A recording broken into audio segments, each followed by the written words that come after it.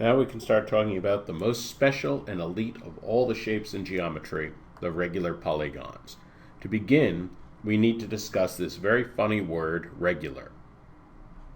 In everyday life, regular means ordinary, common, not exceptional in any way. In geometry, the word regular means exactly the opposite of this. And this is what's so confusing. This is one word where the use in mathematics, the use in geometry, is the absolute opposite of its colloquial everyday use. In geometry, the word regular means special and elite. In particular, when the word regular describes a polygon, it means that the polygon must have two properties. It must be equilateral, having all equal sides, and also equiangular, having all equal angles. In any category of polygons, the regular polygon of that category is the most symmetrical and well-balanced example of that category. It's the most elite member of the category. The regular triangle is an equilateral triangle. The regular quadrilateral is the square. Equal sides, equal angles. This is the regular pentagon. Notice that the sum of the angles in any pentagon is 540 degrees, so we could find the measure of the individual angles. Each individual angle we would just divide 540 by 5, and that's 108. So 108 degrees is the angle in any regular pentagon. The regular hexagon. The sum of the angles here is 720. Well, to find the individual angles, we'll divide 720 by 6. We get 120. Now that's an interesting number because 120 is the supplement of a 60-degree angle. So that's good to know that a 60-degree angle, say a little equilateral triangle, would fit neatly into any one of those exterior angles.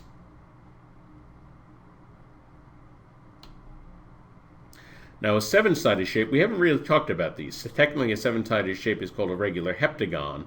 The reason that we haven't talked about this is that it turns out this shape has angles that are non-integer degrees. So the math involving this shape is kind of ugly, and as it happens, because of that, the test just never asks about it. So that's why you don't need to worry about heptagons at all. They never show up on the test. The regular octagon. Sum of the angles is 6 times 180, so that is 1080. And each one of the internal angles are equal, so each one must equal 1080 divided by 80. 1080 divided by 8.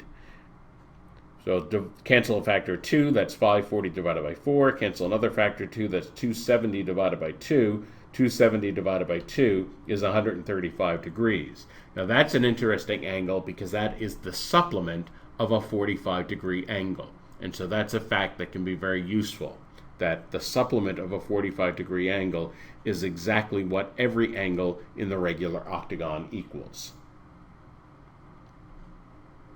In similar manner, we could find the individual angles in any regular higher polygon.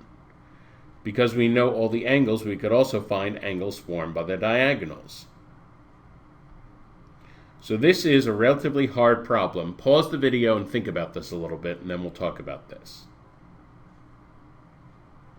Okay, so what we have is a regular octagon with two diagonals drawn, and we want to find the angle formed, angle x, the angle of two of those diagonals. Well, we have to think about this step by step. First of all, because it's a regular octagon, we know every interior angle is 135 degrees. Clearly, AE, diagonal AE, divides the octagon symmetrically in half. It's a mirror line for the whole octagon. So that means it must bisect the angle at A. So HAM, that little angle, has to be the bisected 135 degrees. Well, 135 degrees divided by 2 is 67.5 degrees.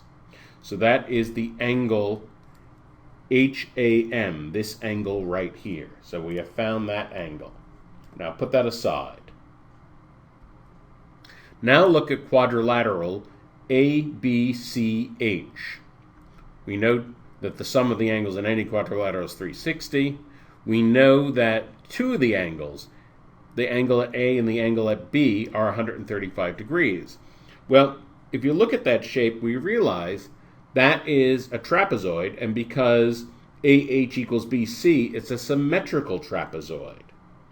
And in fact, because it's a trapezoid, we know that the angle at H is just going to be the supplement of the angle at A. Well, the angle at A is 135 degrees, so the angle at H is the supplement of that, which is 45 degrees. And so we have found this angle right here, MHA, that angle is 45 degrees. Well, now we're in good shape, because look at that triangle HAM. We know two of the angles in that. We have this angle and we have this angle. So we know that the sum of the three angles in that triangle is 180 degrees. We add things up.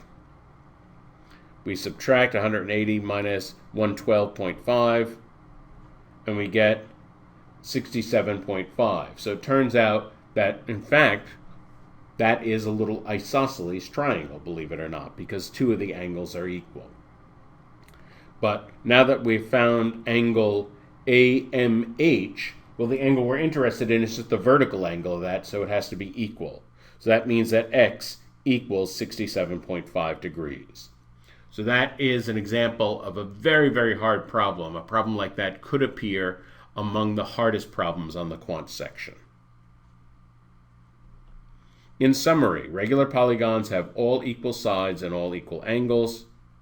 We can find the sum of the angles using the n minus 2 times 180 formula and divide by n to find the measure of individual angles.